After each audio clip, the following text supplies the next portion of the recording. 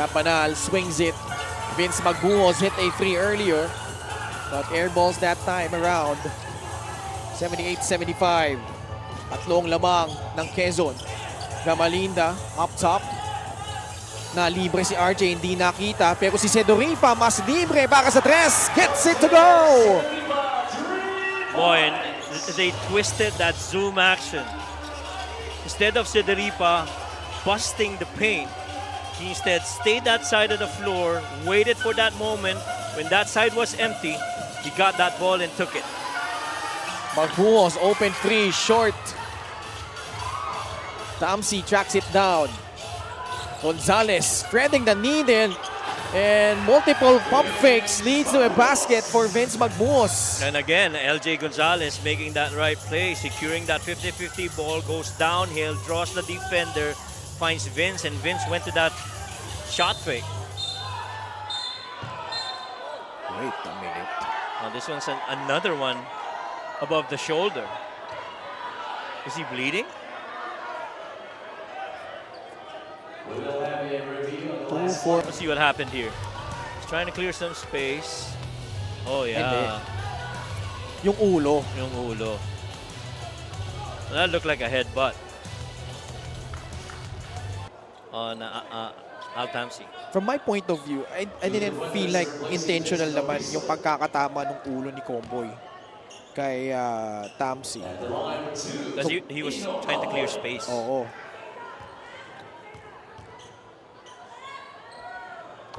But the thing is, yung braso niya ano niya eh. Susubok niya na Pantulak. makawala kanina, no? Hindi yun ang tinawagan ng foul. Ang tinawagan yung pag-impede sa progress. Right. This free throw of the game brought to you by Extreme Appliances, ang subok at kumpletong appliance brand ng Pilipinas. Tapla na naman, 80 all. Dibayan returns. Pinagtan niya si Marion Magat. So not really a tall lineup for Mindoro. Gamalinda is playing that 4 spot. He's the one tasked to guard Vince Magbuhos. And once again, going back to small ball. More mobile for Mindoro because they need to close out on shooters. LJ. Oh my. Libre para sa 3 si Gab Banal. Can't get that one to fall. Bola na tapik palabas ni Vince Magbuhos. It will go to the Mindoro Tamaraos. I thought LJ was going to go on that another acrobatic finish, similar to how he did in game number 1, which turned the tide in favor of the Huskers, even the momentum. But he went skip over to Banal for that 3. Gamalinda gives it up to RJ Ramirez. Judel Fuentes daring him to shoot. Now he turns the corner, but the layup will not work. But he also had Jonas Tibay on the other end. Didn't see him. Libre si Magbuhos. And that's what you get when you have a 5-on-4 opportunity dahil si Ramirez bumagsak doon. Wasn't able to come back in time. Labang ang Quezon 82-80. The easiest numerical advantage downhill when you have a teammate that's late to come back on the defensive end. Sedorifa tries a free. Way short. Pero natapik. Natapik daw ng when we return. Let's see Ito nag-airball ng 3. Correct. Si Sedorifa. Natapik ba ni Gab Banal? Was it deflected? But only 4 seconds on the shot clock. Oh, nakanakaw. Gamalinda though, blowing the gimme. How about the recovery of Gab Banal on that dive by Bam Gamalinda? Just quick thinking and quick react defensively. Quezon shooting much better from the field, 77.8%. Make that 80% from the field. LJ Gonzalez straight to the cup. For the second game in a row, LJ Gonzalez has wowed us with another acrobatic finish. How about that suspend in the mid-air? Ang tagal nun. Quezon outscoring Mindoro by 11 points, 23-12. That's the shot. Comboy. Doesn't work. Fuentes will slow it down. Under 3 minutes remaining here in the fourth quarter. Ramirez stas to contain him. Gozum offering that screen, the switch. RJ Ramirez back with Fuentes. Turns around, Judel left it short. Running start for Ino Comboy. Surveys the floor, wants a clear out against Cap Banal. Good defense by the Huskers. Comboy could not shake off Banal. Now it's with Senorifa.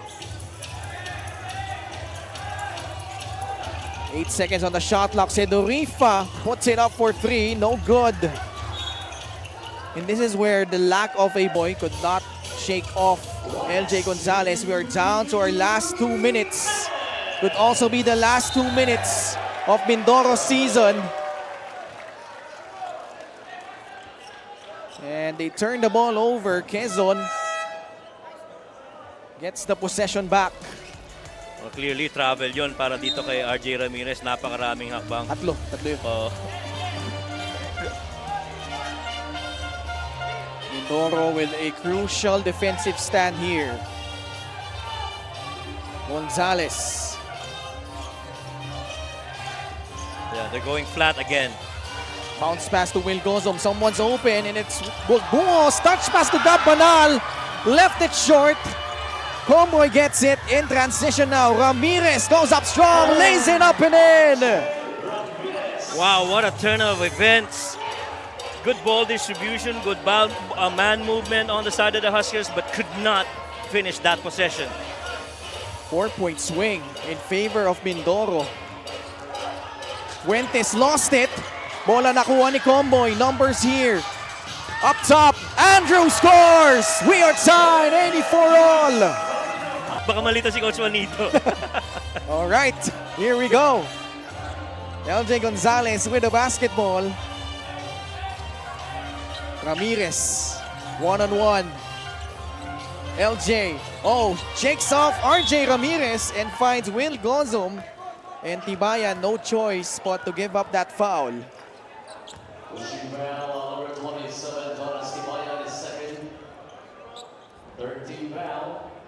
2 free throws, big ones coming up for Will Gozum.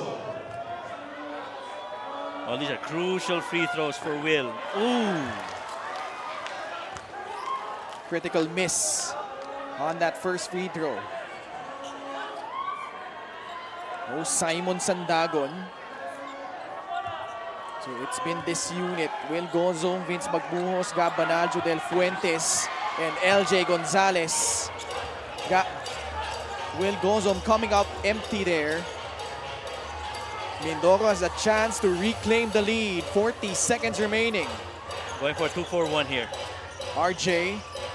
Comboy for free. No good. Magbuhos clears it. Mindoro not yet in penalty. They still have one more foul to give. Each team has one timeout each. They might be going to that middle ball screen and a flat, but this time they go one flat. LJ. 5 on the shot clock. Losing it. Pagkakataon para sa Mindoro. Comboy. The pass. Senorifa. No! Gozum clears it. 2 seconds left. Magbuhos the heave. And in this year's playoffs, kaagalin lang natin sa double overtime game ng San Juan at Pasay in Palayan City last Wednesday. As RJ Ramirez mintes yung kanyang tira galing sa labas. RJ standing his ground. And he gets a stop. Well, I feel a lot of these stops have been, you got to credit RJ Ramirez. You know, trying to disrupt the passing lanes, getting in there. And to the point of the overtime, suki ka talaga. Ikaw rin yun, di ba? Sa Pasay.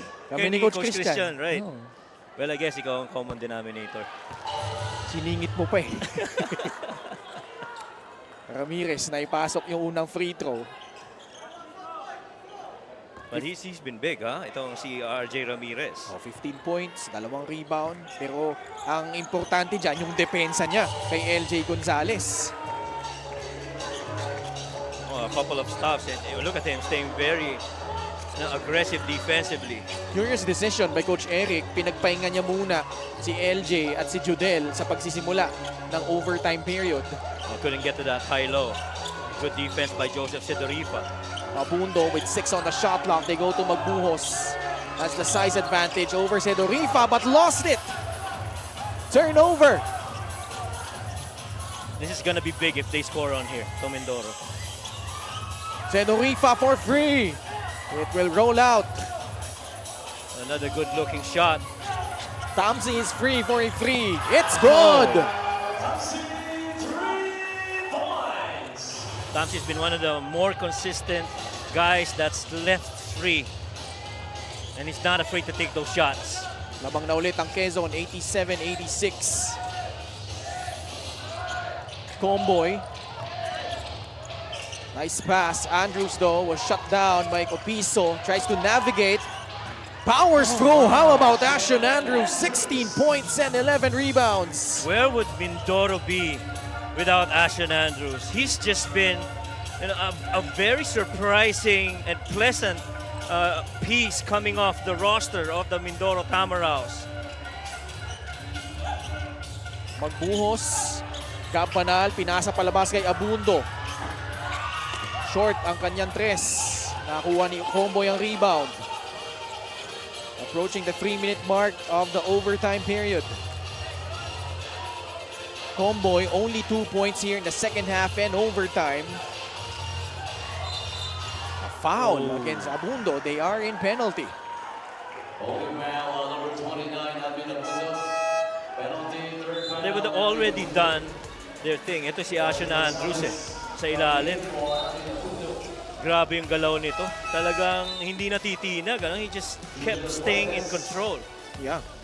Staying composed. Free throws coming up.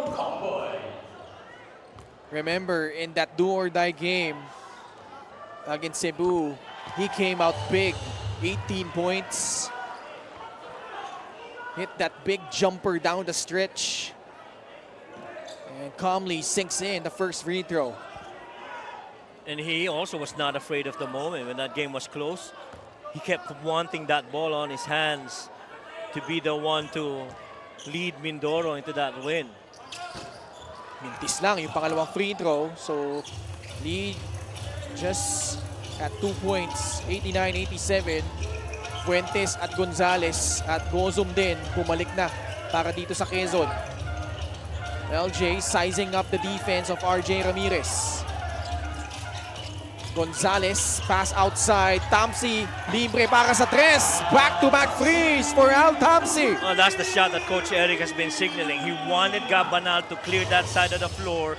So it's a lane drive with your best three-point shooter so far in the last 2 possessions in Al Tamsi. And he got it. 13 points for Al Tamsi.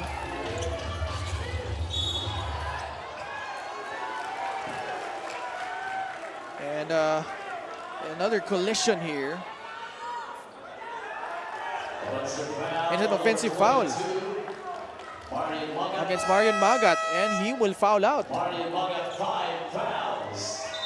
Oh, and that's it for Marion. They lose one big right here. Trying to go on a little grenade action, but on its way. Did not give enough space for the defense of Tamsi to try and avoid that screen. Good call. Isa lang ang lamang. Quezon, 90-89 over Mindoro.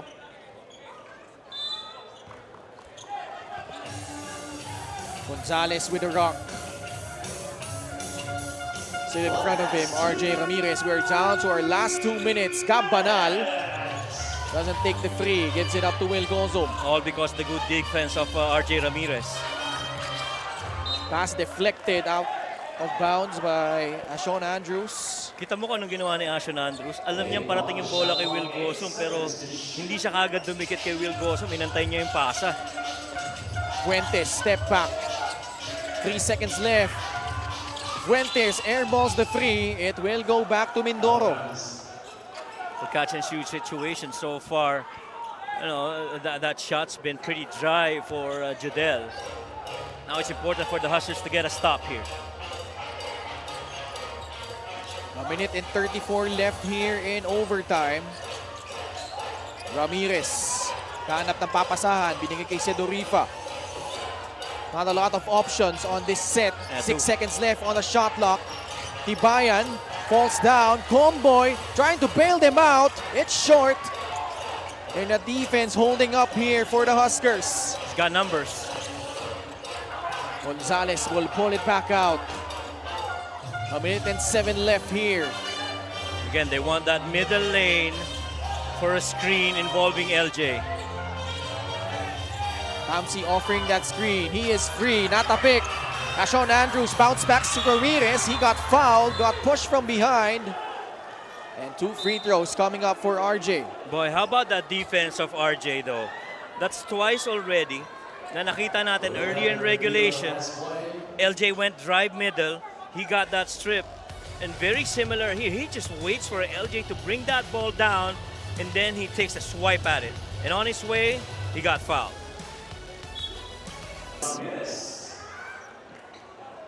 These are 2 pressure-packed free throws. He misses the front end. You're down 1. You gotta make this. Pakatabla.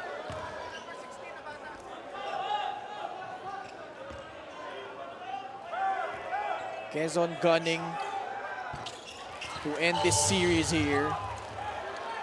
They do not want to go back to Lucena City. Mindoro trying to stay alive. 52.8 seconds left. Knotted at 90. RJ again on LJ. Gonzalez only 7 points but does have 10 rebounds and 6 assists. Oh no. Gabanal falls down. Seems like he's still okay. Fuentes lost it. Well, he was trying to meet that pass, pero medyo mataas yung pagkakaswing ng bola ni Will Gozom. Had the right thing in mind. Mindoro got here through the play-ins. And imagine if they'd be able to stretch this to a 3rd game. We'll see. All right, baseline inbound. RJ Ramirez. Hirapan mag-inbound. They give it up to Sedorifa at the corner. Can't foul. 3 seconds left. Sedorifa got blocked. Ooh. Was there a foul? Of the MPBL playoffs. Indeed. 90 all heading into the 2nd overtime period. And we... Ramirez with 6 on the shot clock. Rising up for the mid-range jumper. Big shot from RJ, who has 19 points. RJ wants this. You can see it in his eyes. You can see how he's been playing the passing lanes and playing defense. He wants a game number 3. Diego Dario can't answer. Sedorifa will slow things down. You know what's impressive about the Mindoro Tamaraws? Different guys really chipping in at different parts of the game. RJ posting up Dario.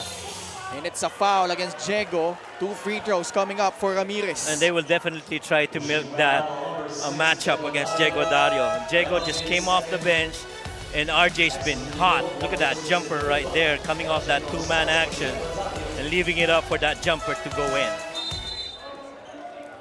RJ with a very vast play of experience here in the MPBL. Played with Makati back in Season 5.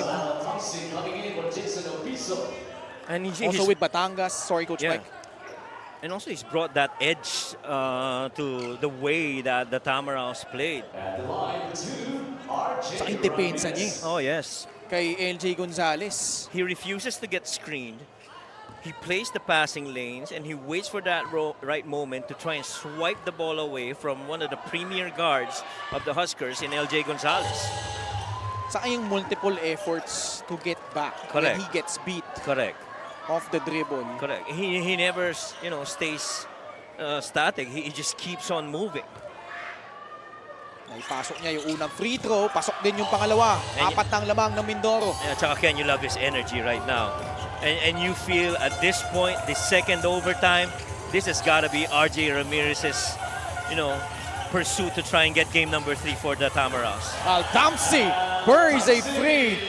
Third triple here in the overtime periods, has a total of 16 points. 3 out of 3 from his last 3 attempts. And nobody's checked on him. Comboy wants it against Tamsi. 8 seconds on the shot clock. Comboy tries to answer. It's short. Quezon, a chance to reclaim the lead. Gapana lines it up. Book it from downtown. The guy who slipped earlier in the first overtime knocks it down from the top. 13 points for Gapana. Tibayan. Mindoro falling in love with the free a bit here. Magbuhos is holding on to his stomach area. Gabanal and Tibayan. You gotta restrain yourself if you're Gabanal. You understand, if there is going to be a game number 3, you're gonna need these guys from the Huskers to be available. Outing. That was a lengthy review. Upon review, unsportsmanlike foul on Mindoro, number 27, Jonas Tibayan, for an act of violence. Combining with the unsportsmanlike foul earlier, Jonas Tibayan is out of the playing court. He's out. Yeah, he is out. Technical foul on Gab Banal. Technical foul on Al Tamsi. Technical foul on Jonas Tibayan will be charged to the head coach indirectly. Okay. So, again, just to recap. So, it's an unsportsmanlike foul on Jonas Tibayan because he also had one earlier. He is out of the ball game. He is ejected. And then, technical fouls on Al Tamsi, Gab Banal, and Jonas Tibayan for that skirmish afterwards. Wala eh. Parang binaon din niya kasi. And then, Right.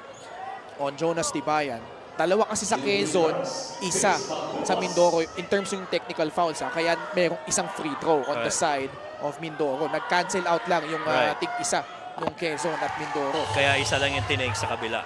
Malaking bagay yun because even if Bagbuos makes both, this remains a one-possession ball game because of the made technical free throw earlier. But still, this possession is gonna go Quezon. Quezon. That's right. Pero mahaba pa ito. 2 minutes and 39 seconds left. Well, if they make good here, speaking of the Quezon Huskers, this might be a crucial point of the game where it turns around in favor of the Huskers. And so if you're Mindoro, you gotta play really good defense right now. LJ Gonzalez. They blitz it again. Tinigay kay Al Tamsi. Binabantayan ni Sedorifa. 5 seconds left on the shot clock. Magbuhos is open for free. It will bounce out. Sedorifa grabs the rebound and got fouled by Jodel Fuentes. Jodel didn't really need that one. He could have just gotten down the floor, defended, and instead you get that foul and you send Mindoro Tamaraws to the free throw with an opportunity to cut this down to as much as 1. Big free throws for Joseph Sedorifa. Last time he was here, more than 5 years ago, donning a Makati uniform, he had 13 points and 15 rebounds. Pasok niya yung unang free throw. Second free throw coming up for Sedorifa. 2 for 2. Lead down to 1. Well, first trip to the line, he makes both. Joseph Sedorifa. He's got 7 points on a 2 of 10 shooting. And none more crucial that missed shot in the first overtime. Si Axel Inigo ngayon ang naatasan bantayan si LJ Gonzalez. Gives it up to Vince Magbuhos. Fuentes snakes through. Layup won't work. Gamalinda snags the defensive board for Mindoro, who has a chance to take the lead here. We are entering the last 2 minutes of the second overtime period. Just a little bit indecisive right there. Thought he saw Gabanal on the corner. Sedorifa Trying to shake off Aldamsi. What a pass! What a cut! RJ Ramirez scores plus the foul! And boy, we've been raving about how RJ Ramirez has been a key roster guy, in this case for the Tamaraws. Look at that backdoor cut really well here. 5 consecutive points for the Tamaraws. Gonzalez has been shut down here, scoreless in the overtime periods. LJ turns the corner. That's a foul. Foul tinawag laban sa Mindoro. That's a foul.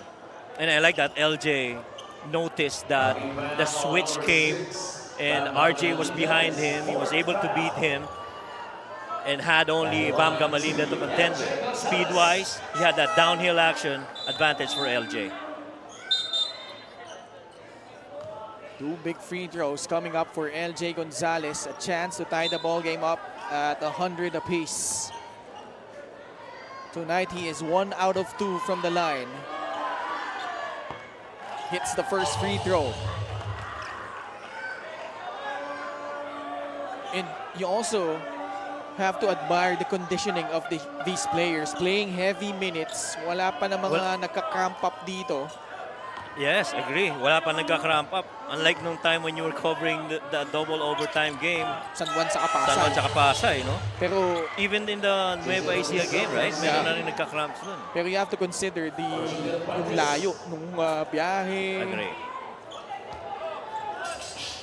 Parang even si Coach Christian, nagka-cramp na rin, eh, no? Yung mga coaches daw.